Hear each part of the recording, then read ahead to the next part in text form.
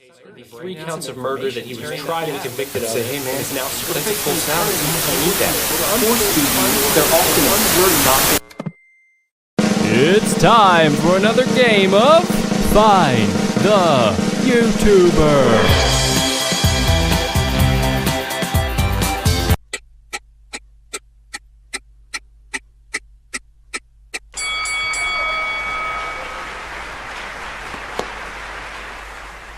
All right. Hey, how's everybody doing? You will notice that I am wearing a traditional Islamic garb known as the burqu, and it's fitting because today's video is about Islam. So I just wanted to say a few things about Islam. So let's talk about all right, sorry, I can't do this. I can't. This thing is so goddamn hot. It's itchy. I can't do a video on this. Imagine having to live in it.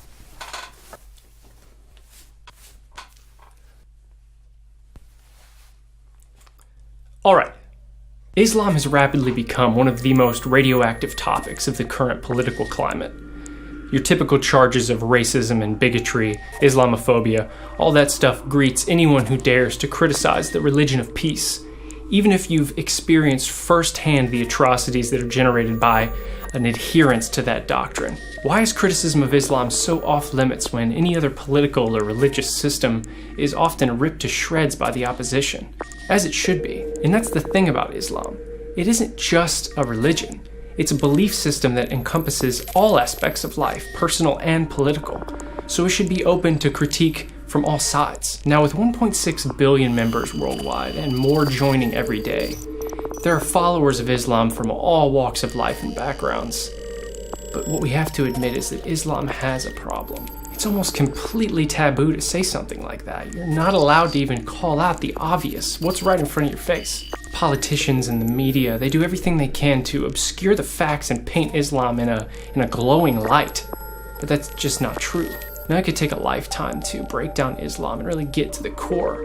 But there are a few things in particular that are bothering me, and I'd like to dissect those. One of the more common defenses you'll hear of Islam is that there's so much blood on American military hands that their actions are somehow justified, or at least their malevolence towards us is driven by our actions in the Middle East. Now, you won't find any defense of American foreign policy here, but that excuse falls apart under minimal scrutiny. Not only because they practice these same atrocities on other Muslims, but because they are telling us why they are doing what they are doing, and we're choosing not to listen. In issue 15 of Dabiq, a magazine put out by ISIS, they detail precisely why they have ill will towards America and other Western countries in an article entitled, "Why We Hate You and Why We Fight You." Their number one reason for hating us? Because we fail to recognize Islam as the one true faith, and because we praise practices that are explicitly condemned in the Quran, such as homosexuality. It even mocks our political correctness and lack of honesty in the media, as we claim that these attacks have nothing to do with Islam, literally calling out the Islam is a religion of peace crowd as believers in a false narrative who shame those who point out that these attacks are faith-based. It does get around to talking about our foreign policy and drone strikes, but it makes it clear that these reasons are secondary to their desire to spread Islam to secular nations. We're literally being told, as clearly as possible, why they are doing this, and we still choose to weave our own web of lies and stick ourselves inside of it. Another defense that you'll hear is that it's not the religion that's bad, it's just people. It's these people that are bad.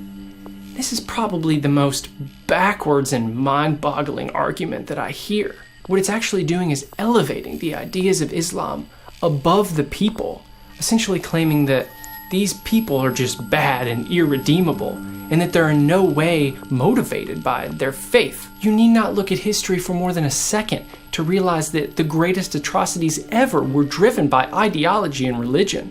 As Solzhenitsyn says in the Gulag Archipelago, ideology, that is what gives evildoing its long-sought justification and gives the evildoer the necessary steadfastness and determination. To claim that these people are just bad and that they would still be committing these acts without some sort of ideological justification is honestly just disgusting and dismissive of the plight that they find themselves in. There are two women at the forefront of the Islamic discussion in America, and they fall on completely different ends of the spectrum. And that's Linda Sarsour and Ayaan Hirsi Ali. Ayaan is a refugee, a former Muslim who fled the tyrannical rule of her country, not only for her own freedom, but to issue a warning about the poisonous ideas present in Islam and the dangers of its spread. She's a victim of female genital mutilation, as well as an arranged marriage. There are few people more qualified to speak on this than Ayaan, yet she herself has been labeled a bigot by the left for speaking out against the oppression that she experienced firsthand. She has to be followed everywhere she goes by armed guards. Her admonishment of violence is greeted with more violence. And what could be more indicative of a problem than that? Now enter Linda Sarsour. Sarsour is an American Muslim, and she was one of the primary organizers of the Inauguration Day Women's March. This is the march that saw the hijab combined with the American flag in some sort of weird fashion statement or an attempt at a display of religious freedom, as if an article of clothing that many women are forced to wear somehow equates with freedom. Emotional people don the hijab as what can only be described as solidarity with oppression or tolerance of extreme intolerance. It's completely backwards. Several tweets from Sarsour, both showing support for Sharia law and attacking Ayaan, indicate exactly where she stands. You even had people like Bernie Sanders tweeting, "I march with Linda." The left has begun to cozy up to Islam in what seems like an attempt to oppose Trump. But what are they really supporting here? They're so lenient on something that, if even a quarter of it was present on the right, you can almost guarantee riots. Which one of these two women would you rather represent worldwide women's rights? One who has suffered through it, lived to tell about it, and come to issue a warning to you? Or someone who tells that person, a victim of genital mutilation, that she doesn't deserve her vagina? Feminists specifically, how can you march alongside this person and don a hijab and think that that is somehow positive for your movement? All that, combined with your pussy hats and vagina costumes, has turned your already flimsy cause into a complete joke. But that's a whole other video. On the evening of June 12, 2016, Omar Mateen murdered 49 people in Orlando's Pulse nightclub. He did so while proclaiming allegiance to ISIS and the Islamic faith. How did governments react? With a call for greater weapons restrictions, a warning about a rise in Islamophobia, and a scrubbing of every mention of Islam from the police transcripts of the phone call that he made during the shooting. After a public outcry, the full undoctored transcripts were eventually released. But in what other situation would censoring police documents, effectively removing all mention of the killer's motives, be justified? Just months before the attack, an imam in a mosque in Orlando gave a speech condemning homosexuality and claiming that killing them was the compassionate route to take. Death is the sentence. I mean, look, there's nothing to be embarrassed about this. That death is the sentence. But we have to have that compassion for people. With homosexuality, it's the same. Out of compassion, let's get rid of him now. You want to talk about hate speech? That's one of your favorite things to say. No free speech for hate speech. Shutting down people who actually have quality things to say. Well, these people are allowed to incite violence and call for the death of homosexuals. And you have a clear, direct result of that speech. And you're still unwilling to admit that there's any sort of connection. Now let's talk about immigration. Immigration has been one of the biggest topics with this current administration, and after the travel bans that Trump instituted, you had a knee-jerk reaction from the left calling for open borders. Apparently no one is paying attention to the living example of how not to handle immigration as the European immigration crisis continues to grow as Europe continues to crumble.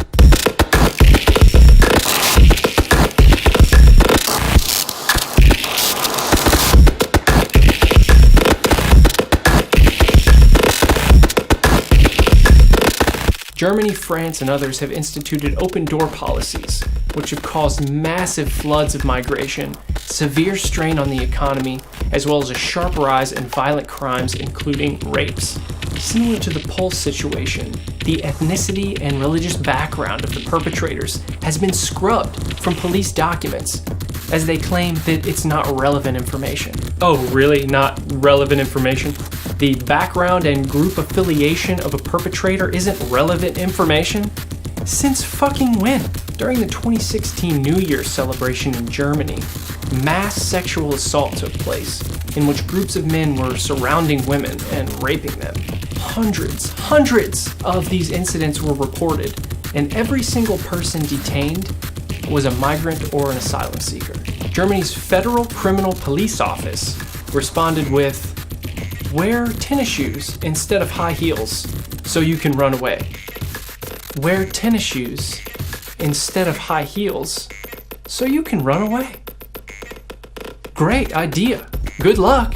Similar situations are occurring in Sweden, where migrant-related crimes are on the rise. Sweden, the socialist utopia, now leads Europe in rapes, a fact which has been obscured and justified with absurd excuses like, Swedish men cannot handle increased equality between the sexes and react with violence towards women. Well, I guess we gotta do away with the whole equality thing then. Do you want equality and rape, or inequality and no rape? You decide. After a group of 5 men were convicted of raping a young boy in Sweden, a report was released showing that only 19% of rapists are being deported, and only 13% of child rapists are being deported. None of these 5 teens were sent back to their home countries because they would be, quote, hit very hard by deportation. But not at all like being raped in the butt. Look, we could talk all day about the atrocities committed by militant Islamic groups like Boko Haram or Hamas or ISIS, but what about the views of moderate Muslims? Ones who aren't blowing themselves up in a park on Easter, or running over families on Christmas Day, or cutting the heads off innocent journalists, or stoning women for dishonoring the family, or cutting the hands off of everyone in the room. How many of you are normal Muslims? You're not extremists, you're not radical, just normal Sunni Muslims. Please raise your hands. Everybody, mashallah. How many of you agree that men and women should sit separate? Please raise your hands. How many of you agree that the punishments described in the Quran and the Sunnah, whether it is death, whether it is stoning for adultery, whatever it is, if it is from Allah and His Messenger, that is the best punishment ever possible for humankind, and that is what we should apply in the world. Who agrees with that? These are general views that every Muslim actually has. Every Muslim believes in these things. Let's talk about a couple places you would expect to be pretty moderate, not really radicalized at all. In France, which has a Muslim population of 4.7 million, 35% said that suicide bombings were justifiable in some cases. That's 1.6 million people. In Great Britain, which has a Muslim population of 2.8 million, 78% said that they wanted the Danish cartoonist who depicted Muhammad to be legally prosecuted. That's 2.2 million people.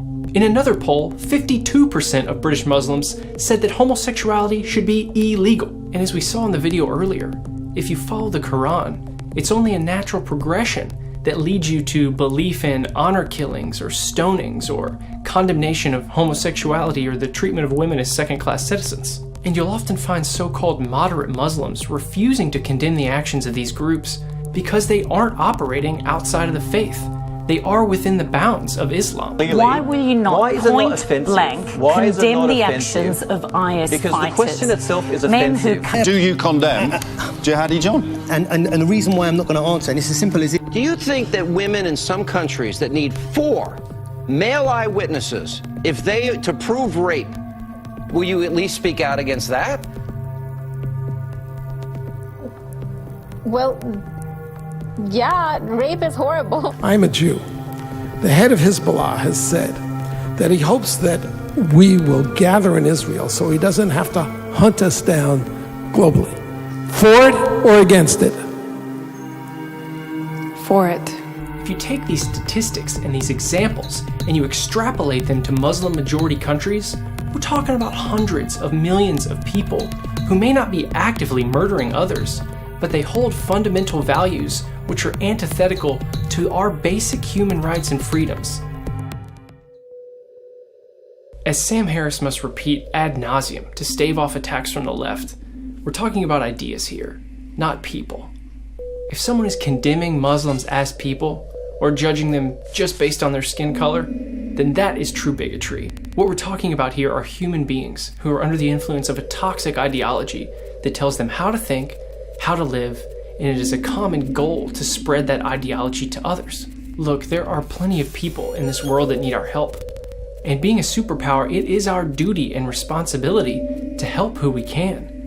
But it isn't racist to require vetting for people entering this country as a means of attempting to preserve the culture that we have built. No one is claiming that most Muslims are bloodthirsty terrorists, so you can toss that straw man out the window. But the terrorist groups alone present a fairly large number, and the sympathizers and those who support Sharia law outside of that present a large number, and those who believe in stonings and honor killings outside of that present a large number, and those who hold values that are against basic freedoms and the ability to practice and think and live and love however you want, that's a pretty large number. And now we're talking about hundreds of millions of people, and it's no small problem. At this point in history, Islam just isn't comparable to any other political or religious system. I often hear people say, why single out Islam?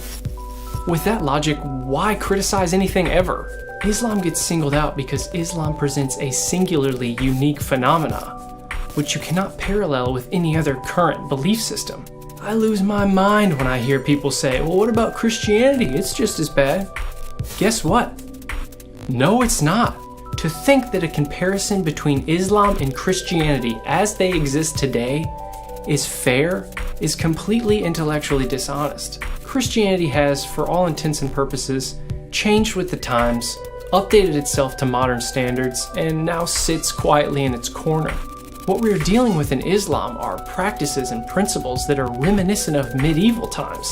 So singling it out makes total sense. But then again, it isn't just about singling it out. It's about placing it under the same umbrella of scrutiny that we would place any other religion like Christianity. If you're so eager to compare the two, then why are you so unwilling to critique Islam in the same way? In the name of tolerance and multiculturalism, we turn a blind eye to what we know to be true. Islam has a problem, and whether you deny it out of fear or willful ignorance, you do so at your own peril. I'll leave you with a video. This is the son of a leader of Hamas, Hamas being a terrorist organization that seeks to eradicate all Jews from the planet. He's speaking on Islam and his experiences within it. And if you won't listen to me, please listen to him. The Muslim people have a problem, and their problem is in their belief system. There is an Islamic problem. Al-Qaeda, Hamas, Hezbollah, Islamic Jihad, ISIS, Boko Haram, all of them are killing by the name of Allah. They're not killing by the name of Jesus. They're not killing by the name of Jehovah. They're not killing by the name of Mahavira or the Buddha or Lao Tzu. They're killing by the name of Allah. There is an Islamic problem, and I think humanity needs to stand against this danger. This danger is against the evolvement of mankind. Humanity and the free world need to unify, as eventually, even though it was too late, the world unified against Nazism. Today, free people need to unify against Islam, not against the Muslim people, against Islam itself as a belief system. When the president of the free world stands and say that Islam is a religion of peace, he creates the climate, he provides the climate, the perfect climate to create more terrorism.